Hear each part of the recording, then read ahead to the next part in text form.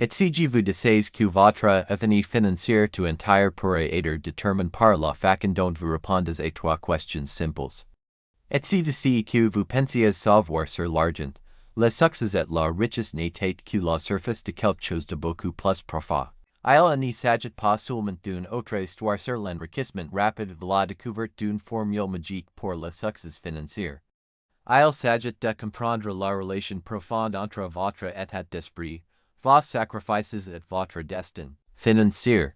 Il s'agit de découvrir pourquoi certaines personnes se livrent de la médiocrité financière tandis que d'autres restent piégées dans des cycles de lutte, malgré les mêmes opportunités, les mêmes ressources, et parfois même plus d'avantages que ceux qui réussissent. J'étais aussi en face d'un homme qui allait changer toute ma perspective sur l'argent et le succès. Il s'appelait Marcus, et il avait bâti plusieurs entreprises et sept chiffres à partir de rien. Mais ce qui m'a frappé n'était pas assez richesse. Ces histoires de succès, c'était la façon dont il commence notre conversation avec trois questions qui semblaient presque trop simples pour avoir de l'importance. Avant de parler d'argent, avant de discuter d'investiments ou de stratégies commerciales, dit-il en se penchant vers l'avant avec une intensité qui commandait l'attention. J'ai besoin que vous répondiez honnêtement à trois questions. Que voulez-vous? À quel point le voulez-vous? Et combien êtes-vous prêt à souffrir pour l'obtenir? Je me souviens avoir pensé que ces questions étaient presque élémentaires. Bien sûr, je voulais la liberté financière. Bien sûr, je la voulais ardemment. Bien sûr, j'étais prêt à travailler dur.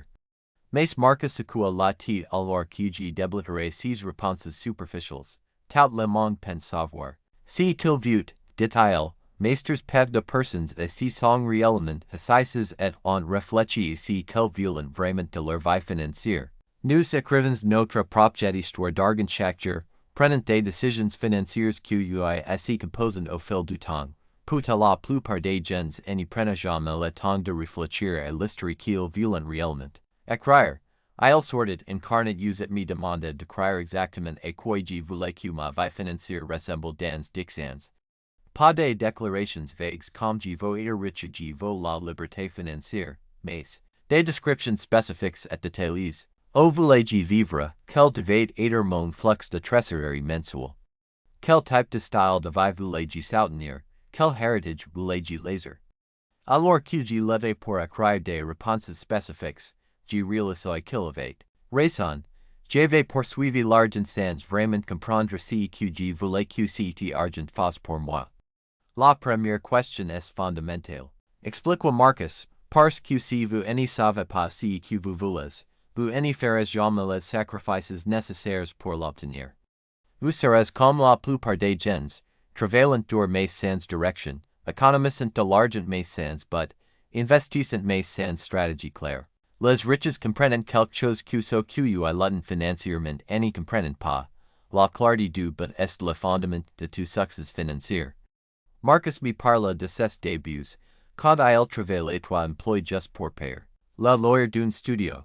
Il avait été élevé à croire que travailler dur suffisait, que si vous gardiez juste la tête baissée et faisiez ce que vous étiez supposé l'air, la sécurité financière finirait par venir.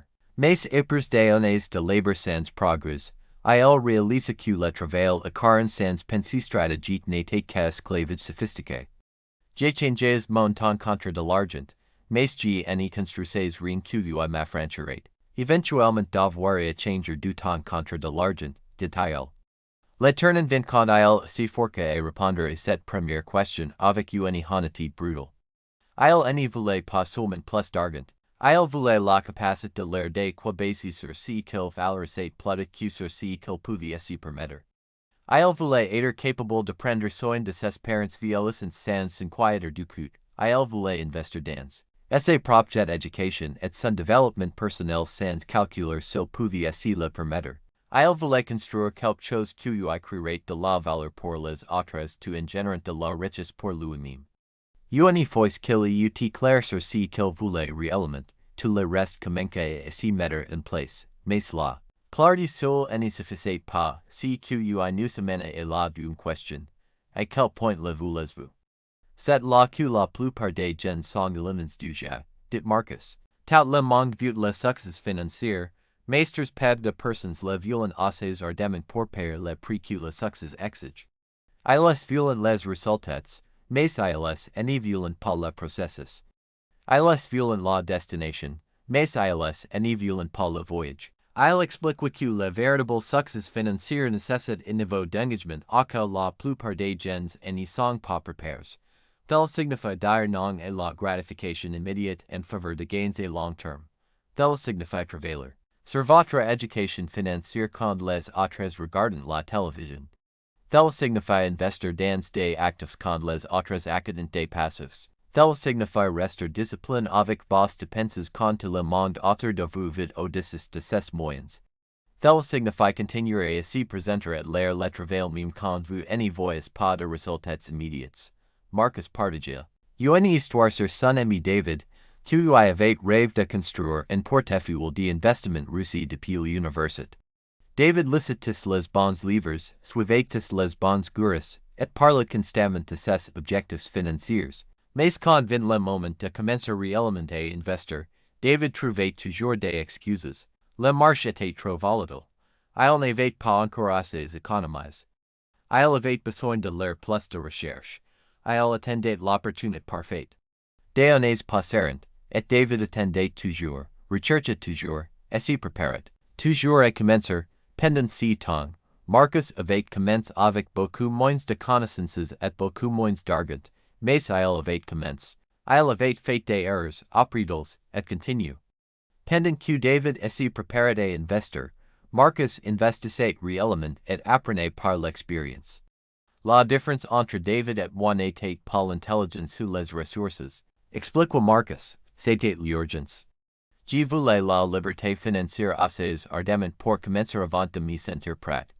Je la voulais assez ardemment pour risquer de l'air des erreurs. Je la voulais assez ardemment pour paraître stupide pendant que j'apprenais.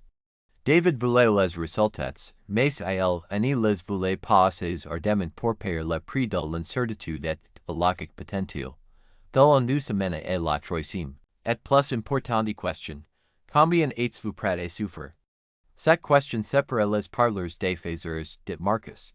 Le succès financier nécessite des sacrifices, et les sacrifices impliquent toujours une forme de souffrance. La question n'est pas de savoir si vous souffrirez. La question est de savoir si vous choisirez votre souffrance ou laisserez la souffrance. Le choisir. Marcus explique qu'il y a deux types de souffrance financière, la souffrance de la discipline et la souffrance du regret. La souffrance de la discipline signifie dire non aux choses que vous voulez maintenant pour que vous puissiez avoir des choses que vous voulez plus tard. Tel signifie vivre en dessus de vos moyens pour pouvoir investir la différence. Tel signifie travailler sur votre entreprise secondaire après votre travail quotidien quand vous êtes de fatigue. Tel signifie continuer à vous éduquer sur l'argent et l'investissement quand vous préfériez vous détendre. Tel signifie avoir des conversations difficiles sur l'argent avec votre conjoint ou les membres de votre famille. Tel signifie affronter vos peurs et insécurités financières de front au lieu de les éviter. La souffrance du regret, d'autre part, est beaucoup plus douloureuse et dure beaucoup plus longtemps. C'est la souffrance de regarder en arrière les opportunités que vous n'avez pas saisies, les investissements que vous n'avez pas faits, les risques que vous n'avez pas calculés correctement. C'est la souffrance de travailler un emploi que vous détestez parce que vous n'avez pas construit de sources de revenus alternatives. C'est la souffrance du stress financier affectant vos relations et votre santé. C'est la souffrance de regarder les autres atteindre la liberté financière que vous vouliez mais pour laquelle vous n'étiez pas prêt à travailler. La souffrance de la discipline peste once, dit Marcus, mais la souffrance du regret peste tons. La plupart des gens choisissent le poids plus ledger dans le moment, et ne réalisent pas qu'ils choisissent le poids plus lourd pour le reste de leur vie. Il me parle de Sarah, une cliente qui avait hérité some substantiel d'argent de sa grand-mère. Sarah avait quoi? Elle pouvait utiliser l'argent pour rembourser son hypothèque et éliminer ses paiements mensuels, ou elle pouvait investir l'argent et utiliser les rendements pour continuer à payer son hypothèque d'une construction une richesse à long terme. La discipline était d'investir l'argent, même si cela signifie continuer à l'air des paiements hypothécaires et gérer le stress de la volatilité du marché. Le quoi facile était de rembourser l'hypothèque et profiter du soulagement immédiat de n'avoir aucun paiement mensuel. Sarah choisit la voie facile.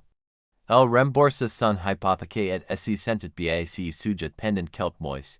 Mais 5 ans plus tard, elle réalise que si elle avait investi l'argent à la place, elle aurait généré assez de rendements pour non seulement payer son hypothèque mais aussi construire un portefeuille d'investissement substantiel. Son, quoi divider la souffrance à court terme des paiements hypothécaires continues lui avec coût des centaines de milliers. Marcus souligne que le succès financier n'y consiste pas à prendre des décisions parfaites. Il s'agit de prendre constamment de meilleures décisions au fil du temps. Les riches n'évitent pas la souffrance, ils choisissent leur souffrance. Stratégiquement, dit-il, ils souffrent de l'inconfort temporaire de vivre en dessous de leurs moyens pour pouvoir éventuellement vivre au-dessus de leurs moyens. Ils souffrent du stress temporaire de prendre sur les investissements pour pouvoir éventuellement avoir leur argent qu'ils travaillent pour au lieu de toujours travailler pour l'argent. Alors que notre conversation continue, Marcus m'introduisit un concept qui changerait fondamentalement ma façon de penser à l'argent. La différence entre être occupé et être productif. La plupart des gens confondent l'activité avec l'accomplissement, dit-il. Ils travaillent dur, restent occupés, et se sentent productifs, mais ils n'y se rapprochent pas réellement de leurs objectifs financiers. Ils sont comme des hamsters sur une roue, dépensant beaucoup d'énergie mais n'allant nulle part. Il explique que la productivité financière nécessite de se concentrer sur des activités qui se composent au fil du temps, au lieu de simplement travailler. Plus dur est votre emploi, vous devez travailler et développer des compétences qui augmentent votre potentiel de gains. Au lieu de simplement économiser de l'argent, vous devez apprendre comment investir cet argent pour qu'il croisse sans nécessiter plus de votre temps. Au lieu de simplement réduire les dépenses, vous devez vous concentrer sur l'augmentation de vos revenus. Au lieu de simplement suivre les conseils financiers conventionnels, vous devez développer votre propre intelligence financière pour pouvoir prendre des décisions éclairées basées sur votre situation et vos objectifs spécifiques. Mais, Marcus m'avertit aussi d'une pièce dans l'équilibre, beaucoup de personnes tument alors qu'elles commencent à construire de la richesse, l'inflation du style de vie. À mesure que vos revenus augmentent, il y a une tendance naturelle à augmenter vos dépenses proportionnellement. Dit-il, vous obtenez une augmentation, donc vous améliorez votre voiture. Vous obtenez un bonus, donc vous prenez des vacances plus chères. Vous commencez à gagner plus d'argent, donc vous déménagez dans un appartement ou une maison plus chère. C'est l'un des plus grands obstacles à la construction de richesse à long terme. Il explique que les gens vraiment riches vivent souvent bien en dessous de leurs moyens, sur dépendant la phase de construction de richesse de leur vie. Ils comprennent que chaque dollar dépend sur l'inflation du style de vie est un dollar qui peut être investi pour une croissance future. Ils sont prêts à conduire des voitures plus anciennes, vivre dans des maisons modestes, et éviter des symboles de statucato pendant qu'ils construisent leur fondation financière. Marcus partage son propre parcours de construction de multiples sources de revenus. Il commence avec son emploi principal, mais il n'y s'arrête pas là. Il commence à l'air du travail indépendant dans son temps libre, utilisant des compétences qu'il avait développées au travail. Le revenu du travail indépendant lui permet d'investir dans l'immobilier, qui génère des revenus locatifs. Les revenus locatifs fourniront des flux de trésorerie qu'il réinvestit dans des actions et d'autres investissements. Chaque source de revenus soutenait et amplifiait les autres, créant un écosystème financier qui devenait plus fort et plus résilient au fil du temps. L'insight que, dit Marcus, est que le temps est votre actif le plus précieux quand vous construisez de la richesse, mais il devient moins important à mesure que votre richesse croît. Au début, vous échangez du temps contre de l'argent par votre emploi. Mais à mesure que vous construisez des actifs, vos actifs commencent à générer de l'argent sans nécessiter votre temps. Finalement, si vous le faites bien, vos actifs génèrent plus d'argent que votre emploi, et vous atteignez la vraie liberté financière. La conversation se tourne vers le réel de l'état d'esprit dans le succès financier. Marcus croit que la plupart des problèmes financiers sont, en fait des problèmes d'état d'esprit déguises. Les gens pensent qu'ils ont des problèmes d'argent, mais habituellement ils ont des problèmes de pensée. Détail, ils pensent des pensées de réussite, donc ils craignent des résultats de réussite. Ils pensent comme des employés, donc ils restent employés. Ils pensent comme des consommateurs, donc ils restent consommateurs au lieu de devenir investisseurs. Ils m'introduisent au concept de pensée financière versus pensée pauvre. La pensée pauvre se concentre sur les besoins et désirs immédiats. Elle pose des questions comme puis-je me permettre ceci, et combien cela coûte-t-il? La pensée riche se concentre sur la construction de richesse à long terme et pose des questions comme comment puis-je me permettre ceci. Et que cela me coûtera-t-il en coût d'opportunité? La pensée pauvre voit l'argent comme quelque chose à dépenser. La pensée riche voit l'argent comme quelque chose à investir et multiplier. Marcus me parle d'une conversation qu'il avait eue avec son voisin, qui était plainte à ne pas pouvoir se permettre des vacances. Le voisin avait un revenu décent mais vivait de chèque de paye en chèque de paye malgré n'avoir aucune urgence financière majeure dépenses inhabituelles. Quand Marcus lui demanda ses habitudes de dépenses, le voisin révéla qu'il dépensait plus de $500 par mois sur des services d'abonnement, des repas au restaurant, et d'autres dépenses discrétionnaires qu'il remarquait des peines parce qu'elles étaient automatiquement facturées sur ses cartes de crédit. Il ne pouvait pas se permettre des vacances de $1,000. Dit Marcus, mais il dépensait inconsciemment $6,000 par an sur des choses qu'il ne valorisait pas vraiment. Il avait un problème de dépenses déguisées, problème de revenus, plus important encore, il avait un problème de conscience. Il n'était pas conscient de son argent, donc il ne pouvait pas prendre des décisions intentionnelles sur comment l'allouer.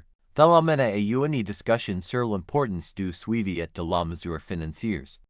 Vous ne pouvez pas gérer ce que vous ne mesurez pas, dit Marcus. La plupart des gens n'ont aucune idée de où vient leur argent chaque mois. Ils connaissent leurs revenus, et ils savent qu'ils sont habituellement fauchés à la fin du mois, mais ils ne comprennent pas la connexion entre leurs décisions financières quotidiennes et leurs résultats financiers à long terme.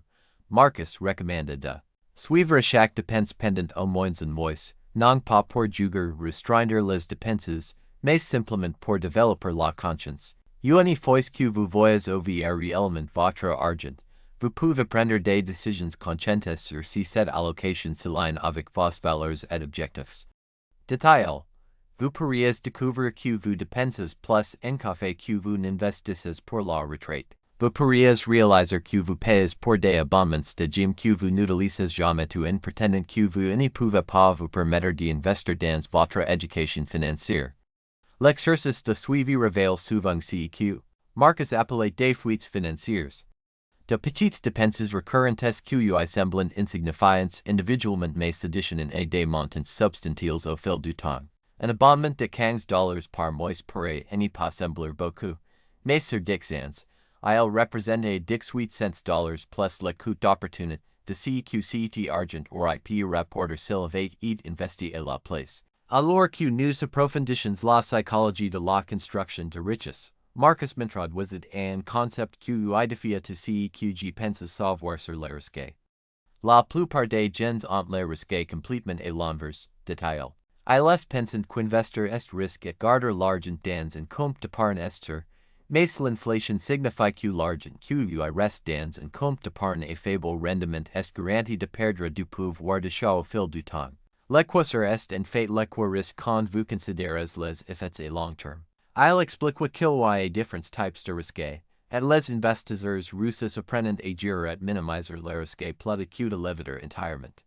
Il y a les risques de marché, les risques d'inflation, les risques de concentration, et les risques d'opportunité.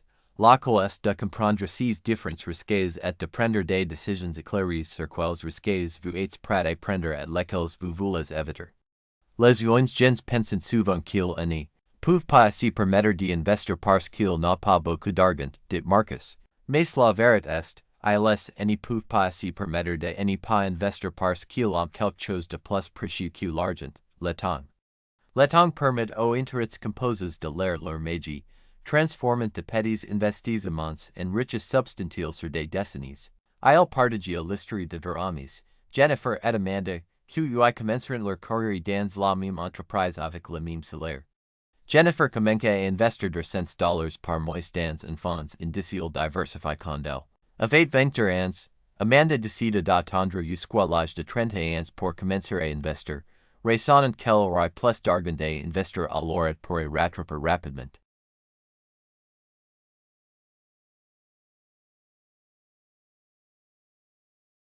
Quand Amanda eut 30 ans, elle commence à investir $400 par mois, 2 fois plus que Jennifer avait investi. Les deux femmes continueront leurs plans d'investissement jusqu'à la retraite à 65 ans, malgré avoir investi 2 fois plus par mois pendant 35 ans. Le compte de retraite d'Amanda était significativement plus petit que celui de Jennifer. Les 8 années supplémentaires de temps que Jennifer avait données à ses investissements pour ainsi composer avant créer un écart qu'Amanda ne pouvait pas surmonter avec ses contributions mensuelles plus élevées. La conversation s'est tournée vers le rôle de l'éducation financière dans la construction de richesse. Marcus croyait que la liberté financière était l'une des compétences les plus importantes qu'une personne puisse développer. Pourtant, elle était rarement enseignée dans les écoles ou même discutée dans la plupart des familles. Nous enseignons à nos enfants l'histoire et la littérature et la science, qui sont des importantes, dit-il, mais nous ne leur enseignons pas comment l'argent fonctionne, comment construire de la richesse, ou comment prendre des décisions financières intelligentes. Puis nous demandons pourquoi tant d'adultes l'êtent financièrement. La discussion essaie de plaquer ensuite vers le concept de momentum financier et comment de petits changements pouvaient ainsi composer un résultat dramatique au fil du temps. Marcus compare la construction de richesse et pousser un volant d'inertie massif. Au début, il fait un effort énorme pour leur bauger la roue, dit-il. Mais une fois qu'elle commence à bauger, chaque poussée la fait tourner un peu plus vite. Finalement, la roue tourne si vite qu'il facteurs peuvent d'effort pour la maintenir en mouvement, et elle génère une puissance énorme. Il expliqua que la plupart des gens abandonnent pendant la phase initiale quand le progrès semblait lent et les résultats étaient à peine visibles. Il est poussant, mais la roue bouge à peine, donc il est concluant que leurs efforts ne fonctionnent pas, dit-il. Mais si qu'ils ne réalisent pas, c'est que chaque poussée, peu importe sa taille, contribue à la percée éventuelle. La clé est de maintenir la constance pendant la période où le progrès n'est pas évident. Marcus partageait ses propres histoires de volant d'inertie. Pendant les premières années de son parcours de construction de richesse, son progrès semblait douloureusement lent. Son compte d'investissement grandissait graduellement, son entreprise secondaire générait des revenus modestes, et sa situation financière s'améliorait de façon incrémentale. Il y avait des mois où il questionnait si ses sacrifices valaient la peine, surtout quand il voyait des amis profiter de vacances coûteuses et de choses de luxe qu'il évitait pour investir. Cette croissance exponentielle était ce que Marcus appelait franchir le seuil d'intérêts composés. C'était le point où vos actifs générant assez de rendements pour accélérer significativement votre construction de richesse. Vos compétences étant assez précieuses pour créer de multiples opportunités de revenus, et votre réputation et réseau étant assez fortes pour ouvrir des portes et de plus grandes possibilités. La conversation explora ensuite les aspects psychologiques de l'argent et comment les expériences d'enfance fecondent le comportement financier adulte. Marcus croyait que beaucoup de lettres financières étaient enracinées dans des croyances subconscientes et des patterns émotionnels que les gens avaient développés pendant leurs années formatrices. Votre relation avec l'argent est largement établie avant que vous soyez assez âgé pour l'air des conscience à ce sujet, dit-il. Si vous avez grandi dans un foyer où l'argent était rare, vous pourriez avoir développé des croyances de risque qui persistantes. Même quand votre situation financière s'améliore. Si vous avez grandi où l'argent était une source de conflit, vous pourriez inconsciemment saboter votre succès financier pour éviter des conflits similaires. Il me parle d'une cliente nommée Rebecca qui a saboté constamment son progrès financier juste au moment où elle commençait à atteindre le succès. Rebecca construisait son compte d'épargne, puis trouver des raisons de dépenser l'argent sur des urgences ou des achats impulsifs. Al communiquer des investisseurs, puis paniquer et vendre ses investissements au premier signe de volatilité du marché. Al créer des budgets, puis les abandonner en quelques semaines. En travaillant avec Marcus, Rebecca découvre que son auto-sabotage financier était connecté aux messages d'enfance qu'elle avait reçus sur l'argent et le succès. Ses parents avaient let financièrement et avaient souvent fait des commentaires sur les gens riches étant avides ou égoïstes. Subconsciemment, Rebecca avait intériorisé la croyance qu'être financièrement prospère ferait d'elle une mauvaise personne, donc elle sabotait inconsciemment son progrès pour maintenir son identité de bonne personne. Une fois que Rebecca devint consciente de ces patterns subconscients, elle peut commencer à les changer. Explique Marcus.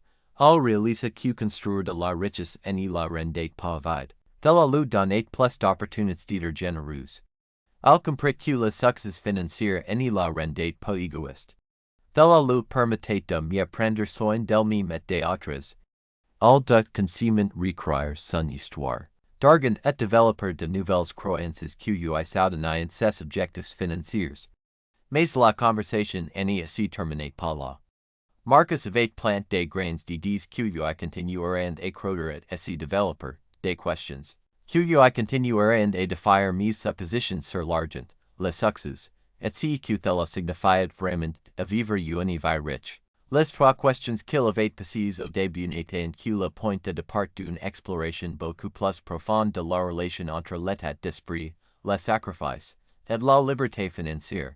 Laissez-moi vous parler de la quatrième question, dit Marcus, ainsi penchant en arrière dans ses chaises avec un sourire connaisseur.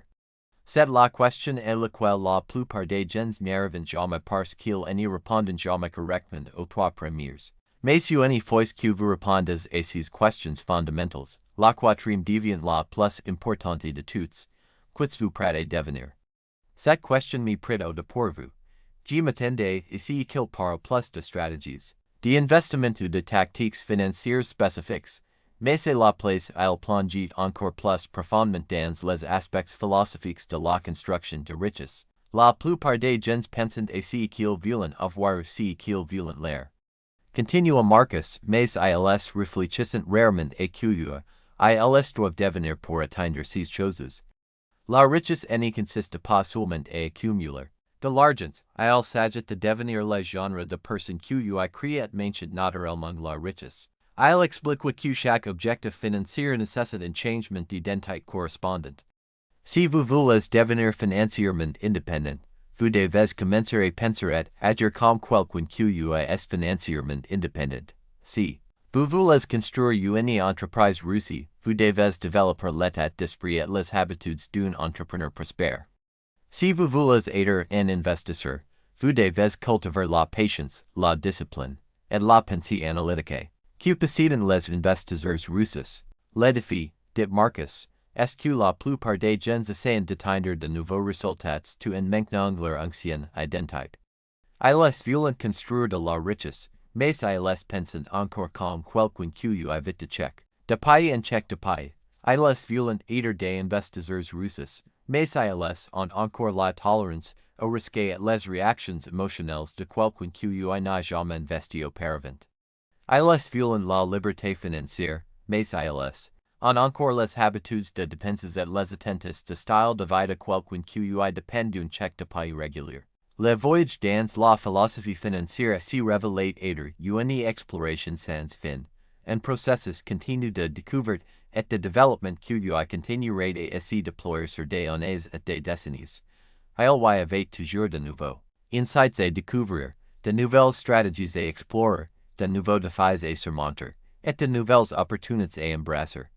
Le chemin vers la vraie liberté financière n'était pas une destination à atteindre mais une façon de vivre à incarner, pas un problème à résoudre mais un jeu joué avec compétence, patience, et sagesse.